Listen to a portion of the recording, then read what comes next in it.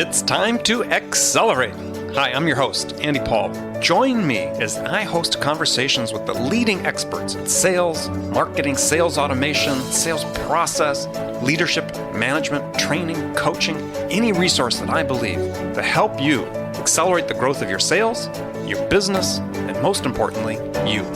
Hello, and welcome to Accelerate. Hey, I'm excited to talk to my guest today. Joining me is Jonathan Rivera. Jonathan is the founder of the Podcast Factory, where in addition to hosting or co-hosting 6 podcasts, he's also a consultant that helps turn podcasts from sidelines or hobbies into a profitable business. So Jonathan, welcome to Accelerate. Man, thanks for having me on, Andy. I'm excited to be here. Hey, my pleasure. So take a minute, introduce yourself to the audience. Sure. Well, hey, Accelerate listeners, what's up? I am Jonathan Rivera from the Podcast Factory. I started out as a blue-collar electrician. My parents told me I needed to have a trade to fall back on. Did that for about 10 years. Hated it. Got into my own business. Well, let's talk about the electrician thing, though. You were something about you were at like the GM test track at Epcot. I mean, oh wow, you did your research. Yeah, what was that all about? So right out of high school, I got a job as an electrician because I listened to what my parents told me, and I got a trade, and I helped build not only the GM test track, which was my first job, but I also helped build the Islands of Adventure at Universal Studios. So that's actually where I cut my teeth in being a construction worker. So what was the electrical component there? Everything, man, everything. I mean, those rides run on electric, everything, lighting, the rides, the communication systems, all that stuff is really the backbone and the infrastructure to any big project like that. And then you talk about that, unlike some people who have an epiphany and find God, you found Howard Stern. Yeah, so I couldn't stand listening to commercials on the radio.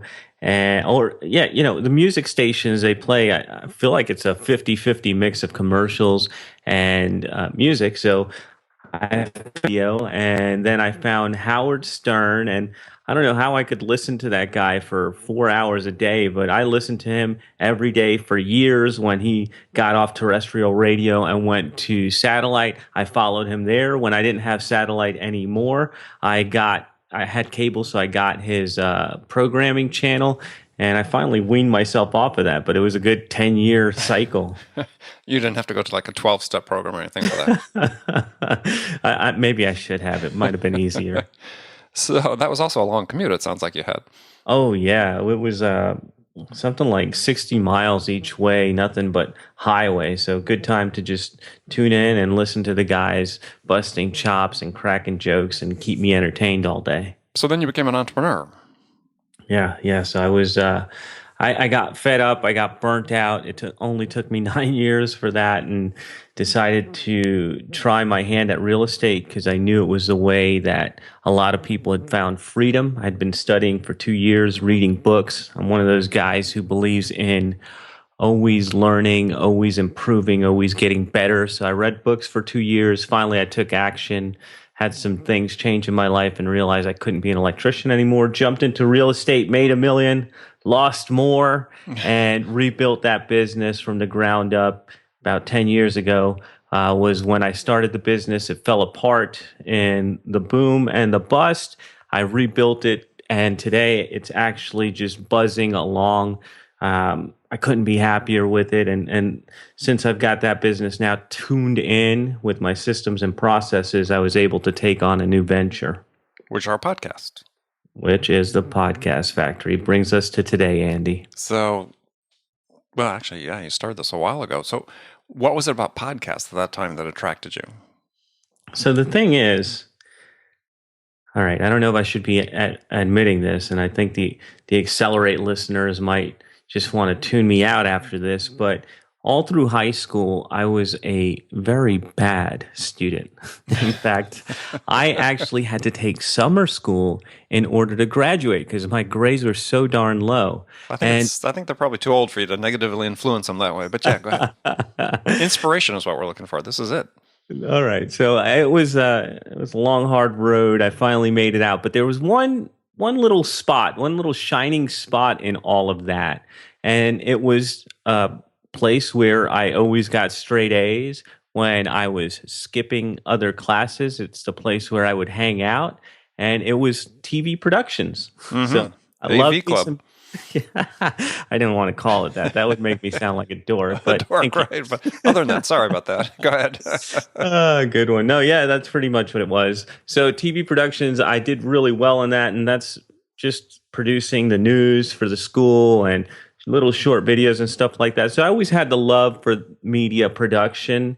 And so in 2008, I got my first Mac, and I saw this little symbol on it. It was a little electric guitar, and I realized that I could create podcasts myself. And I had been listening to podcasts for a while. And then to have a Mac and realize I could create my own, I was ready to go. And so from then on, I tried to figure out how I could do podcasting. And I did in 2009, I did a show that lasted about a year and a half, 77 episodes, never really made any money and had to let it go because it was just sucking up my time. And I did it again in 2012, did another show with a partner, and that one failed miserably. And this time I dumped a bunch of money into it. And so it hurt twice as bad and thought I would never do it again. And in 2013, one of my mentors and good friends that helped me get my real estate business really to the beginning stages of where it is now said he wanted to do a show and wanted to do a show with me. And I felt like I owed it to him because he had helped me out so much and I knew he could help out other people. So it would really be me holding out on the world if I didn't get him out there. And so we did the show. We did it a little differently. This is where I started doing my podcast recipes, which is a book I have written. But the podcast recipe at that time to launch that show was a no money down podcast recipe. And I came up with a way to launch the show without putting any money out of pocket. And that was actually the first show at the Podcast Factory. Very interesting. So I want to talk about podcasts and sales because it's probably people doing a double take when they're hearing this. Is it seems like companies have a hard time. They're struggling with sort of this.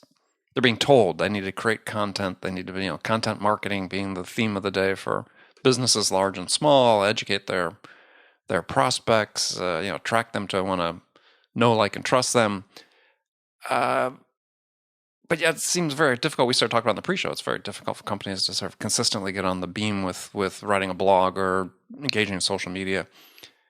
Would a podcast be a good tool for them, maybe in place of some of that? So here's the thing that's going to make it even more twisted, Andy. It's just going to get really weird here when I tell you that I am known for talking more people out of podcasting than into it. And there's a good reason for that, because most people that I see out there are jumping in and they don't have a business. Now, I know the Accelerate listeners are business owners who already have a business that is working. And it would be wise, if we're talking about content creation, for them to look for one way or another that they can consistently create content. And so if you don't like writing, if you sit at that keyboard and you freeze up, if you can't think of anything to say when you're sitting in front of that keyboard, maybe a podcast is good for you, because it's definitely a great way to take your existing audience and convert them into customers. And it's also a great way to expand your audience by demonstrating who you are, what you know, your genuine self, and really demonstrating authority. Yeah, that to me seems like some of the keys. I sort of want to walk through that. I mean, one is, I know from my own personal experience, I mean, I've written hundreds and hundreds of blog posts, but I can actually produce a podcast, maybe because I'm a slow writer. I can produce a podcast in the time that it takes me to write a blog. And it's a lot less mental wear and tear. As you said, I'm not sitting there looking at the blank page and sort of endlessly rewriting what I'm trying to put out in the paper. So that part seems easy. And then, as you talk about, it seems to me like the long form of a podcast really is better branding for you if you find an effective way to convey your content. Yeah, absolutely. And so a lot of people like talking better than they do writing. And so a podcast is a natural tool for them to do that. And like you said, if you're doing a 20, 30-minute show, You can certainly sit at a keyboard, and if you got that writer's block, you might not have any writing going on until about 10 minutes in, and it's going to take you a while. Or you can sit at a microphone with a topic and 3 bullet points and talk about it like you're talking to a friend. And that's one of the things that podcasts are really great for is developing that personal relationship, because it's one thing to read your words, whether they're an email or blog post, but it's another thing to listen to you speak and hear your tone and get to know you. And in fact, one of the guys that I work with over at the podcast factory, he's a little abrasive. Sometimes his writing can put people off, and he does that intentionally. He wants to be polarizing. And I was at a mastermind where I met some people that knew him, and they told me, at first I didn't like this guy, but after hearing you and him on the show, I realized that a lot of the stuff he's saying is kind of tongue in cheek, and he's bothering people and being extra abrasive. And they picked that up by hearing his voice where they couldn't feel that or pick it up from reading his words, because the guy writes daily emails 7 days a week and people still don't get his voice till they hear him on the show. Right.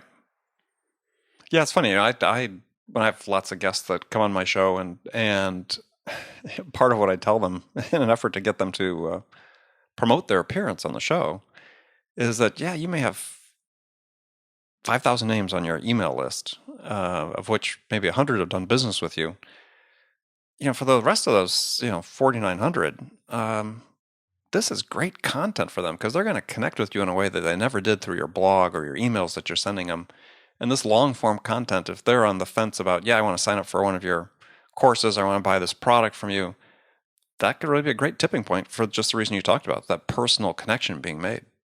It's funny that you mention it, and especially about just tipping the scales in your favor. I don't know how many podcasts you listen to. I'm a big fan of I Love Marketing with Dean Jackson and Joe Polish, and I was having coffee with Dean Jackson. And now this show has a very big listenership, and we were talking podcasting, and Dean says, podcasting is terrible at generating leads.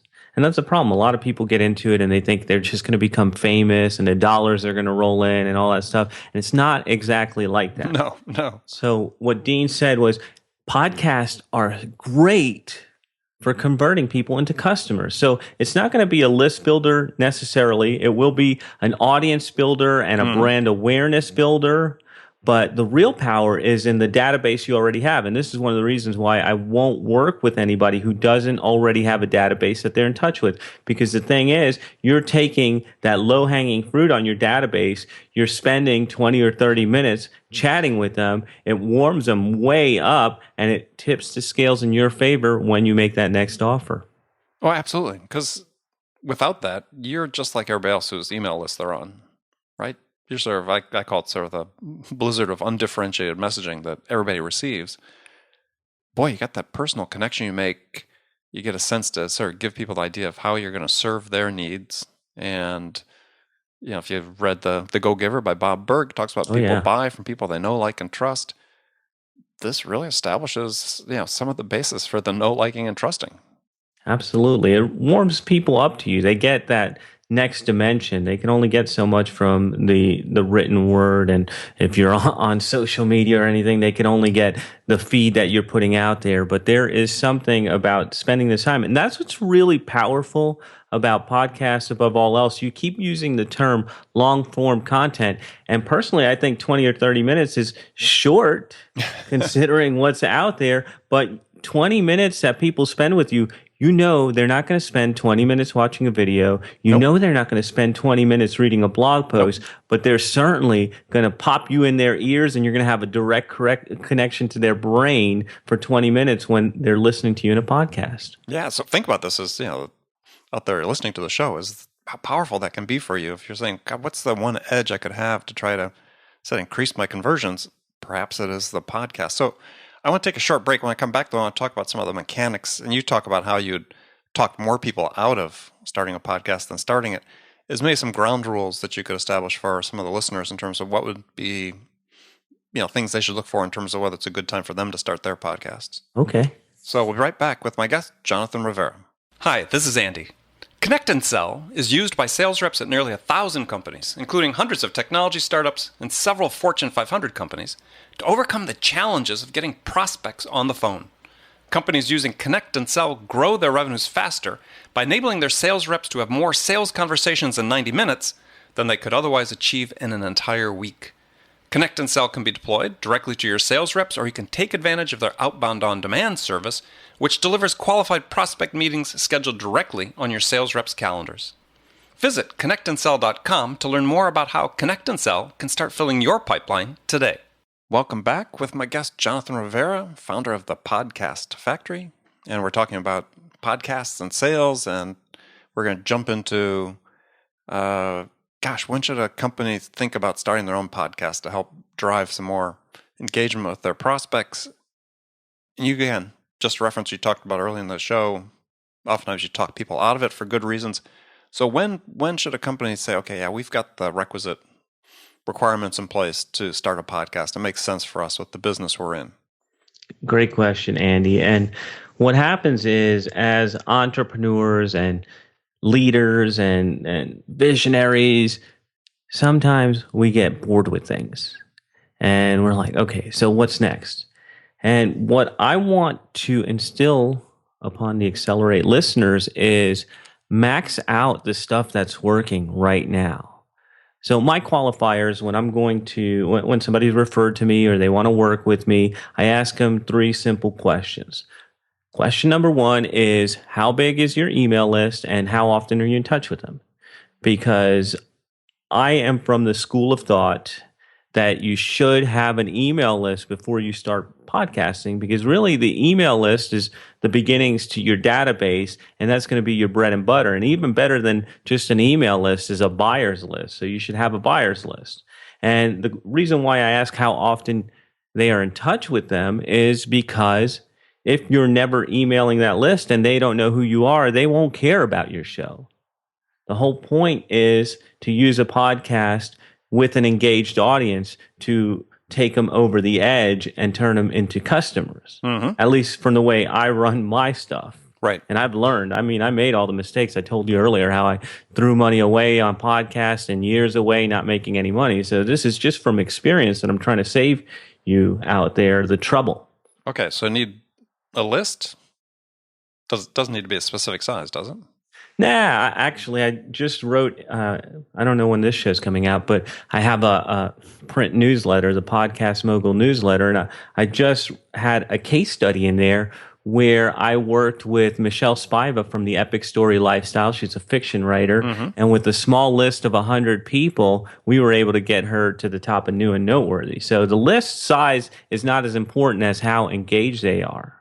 That's what's more important. That's why I ask, how often are you in touch with them? Mm-hmm. So that's the first piece of the puzzle. And I would think in terms of frequency, weekly probably is a great benchmark people should have as a minimum. You're talking to the wrong guy. I email 7 days a week. Yeah, well, I was talking about as a minimum. Yeah, I'm all about everybody emailing as often as possible so they don't get forgotten. And that's just something that has been instilled upon me by one of my mentors, Ben Settle, who does the Antipreneur Show. But yeah, at least they have to know who you are. And if you're emailing weekly, they're at least hearing from you and they have an idea of who you are. And you're 100% correct there, Andy. So the next piece of the puzzle is, what are you selling? Because if you have nothing for sale, if you have no customers, then you should be working on that instead of a podcast. And so if you have a customer list, that is a great place to start with your podcast. Re-engage your customers. Who's most likely to buy from you again? It's the people who have already bought from you. And so a podcast is a good way to re-engage customers and clients and bring them back into the fold so they know what you can do for them and you're fresh in their thoughts and they get another little touch or taste from you. So that's number 2. Have something to sell. If you don't have something to sell, go work on that. And number 3 question is really just subjective. When people want to work with me, I ask them, why do you want a show? And that's mostly because I want to know if I can dig their mission and get behind it and help them deliver that idea to the world. So those are 3 pieces. How big is your email list? How often are you emailing them? what do you have for sale, and do you have a buyer's list, and then why do you want to do a show? And if you can answer all those questions correctly, yes, I have an email list, yes, they know who I am, yes, I have stuff to sell, then it's a good chance that a podcast could work for you, because the other thing is you need to be able to chat and share some good thoughts and ideas. Yeah, so that really brings the next question is sort of like the same issue they have staring at a blank page. When they're getting started, what's the easiest content? As you talked about before, maybe it's just like you're talking to a friend, which could be your customers, with 3 bullet points, and you don't have to commit to having it be 30 minutes long. It's what makes sense, right?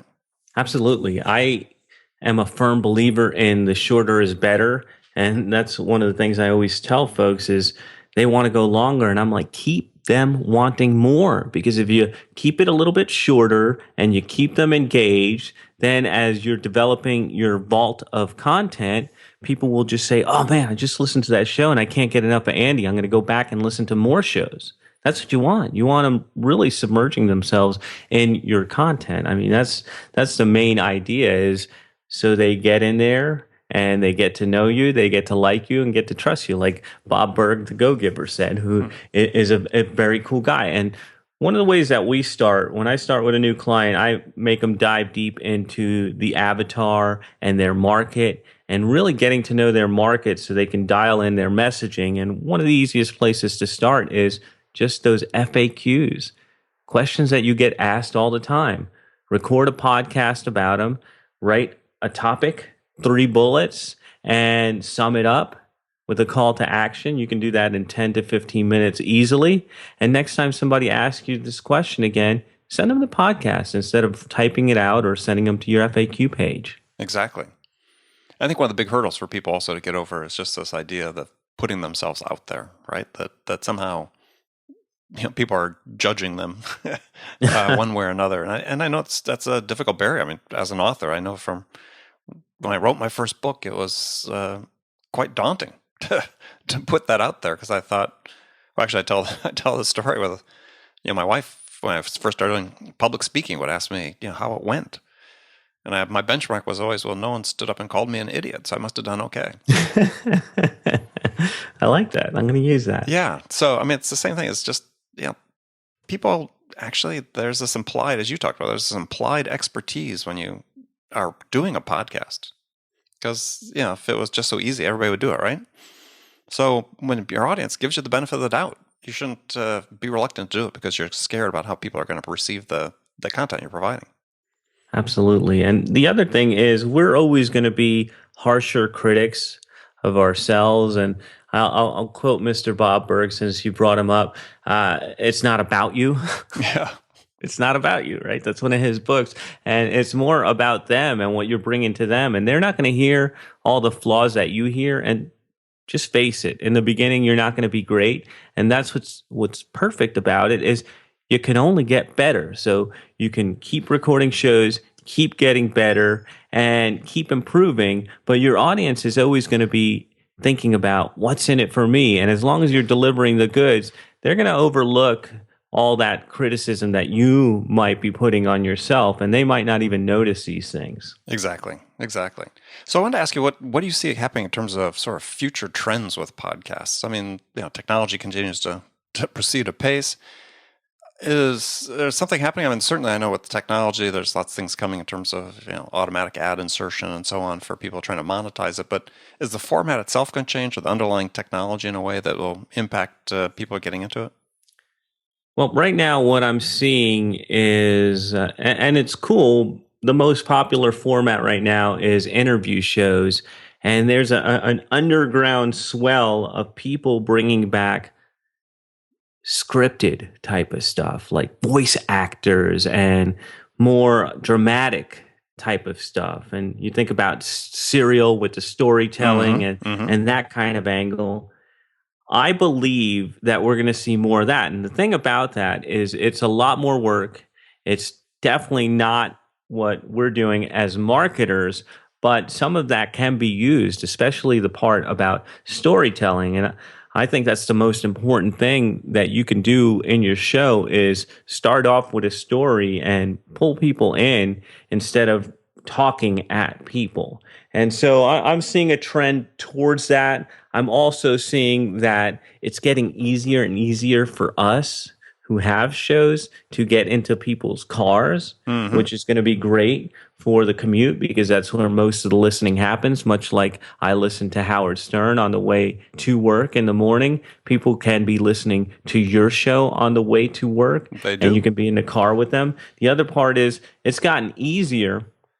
See, when I started, you had to actually plug in your iPod and Right, right. download stuff, and it was like 30 steps. Now the thing's just delivered by the air. So it's getting easier to get into people's mobile phones and become a part of their life. Because as you know, people are listening to us on the commute, the bike ride, the run, the gym, all different stuff. And right now is a great time to get in and take your share of that if it makes sense in your business. Excellent. Well, good. Well, Jonathan, thanks. We're going to move into the last segment of the show. But in a few minutes, we'll give you a chance to tell people how they can find out more about the Podcast Factory and your services. So I've got some standard questions I ask all my guests, and especially since you're a business owner, you get to you get to answer all of these. Is the Yes. first one is a hypothetical scenario, and you're sort of the star of the show in that. In the scenario, you've just been hired as a new sales manager, sales VP at a company whose sales have stalled out, and the CEO really wants them turned around pretty quickly and help things get unstuck. So, what two things would you do in your first week on the job that could have the biggest impact? First two things I would do is number one, I would ask for the customer list so that I could dive into the data, see who are the customers, and most importantly, who are the repeat customers, and look for trends, look for things that are similar, look for little tells on who these people are, and pull those folks out and reconnect with them. If you're not still doing business with them, that's part two of it. I would find the trends, look for the best customers. And part two is I would reconnect with those customers and find out why they are no longer customers and put together a plan from that market research. Got it. All right, great answer. Okay, when you, Jonathan, are out selling, what's your most powerful sales attribute? When you're trying to talk to a prospect to buy your services. It's an interesting one because we're doing an interview and I'm doing a lot of talking here. But my superpower that people are often shocked by is my ability to listen and feed that information back in a succinct fashion. It's a great entrepreneurial quality to have. One of the best, I think. For Thanks. people listening to the show. I mean, that ability to be present and listen and mindful, and then synthesize what you were told back into an answer or a summary of what their challenge is. Very important. Yeah. Who's your sales role model? Who is my sales role model?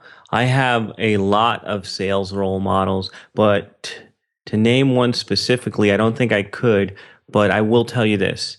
What I really look for is I'm a student of direct response marketing. Mm-hmm. And so I study all the old greats like Halbert, Collier, and all these people who have been doing this stuff 50 years before me, who helped me realize that everything that's old still works. And in fact, some cases it works better. I'm laughing when you say that because in the sales world, we're constantly being confronted with all these new terms and new quote unquote methodologies that, just like you pointed out, yeah, we did that decades ago, or that was being done decades ago. It's just got a new name on it, or maybe has a new piece of technology that supports it. But yeah, what's new is Exactly. old, and what's old is new again. So what's one book every entrepreneur should read? All right. So I'm actually Besides your on a own. mission. I'm on a mission this year. I set a challenge for myself at the beginning of the year that I would read a book a week. So 52 books this year. And at the time we're recording this, I'm about 40 books in. So I'm a little ahead of schedule. Quite ahead of schedule, yeah. Just a little bit. It's just an adventure to read. But one of the books that has helped me out quite a bit. And one of the books that I continue to read over and over again is Michael Gerber's E-Myth, and the idea of systemizing things. Now, people sometimes take that idea out of context and they try to systemize too early. But that idea of creating systems and working yourself out of the business so that you are no longer the cog in the machine, but you're the orchestrator of that machine is a powerful idea that you can use in any part of your business. All right. The E-Myth by Michael Gerber. Great book. So last question for you. What's on your playlist these days, music-wise?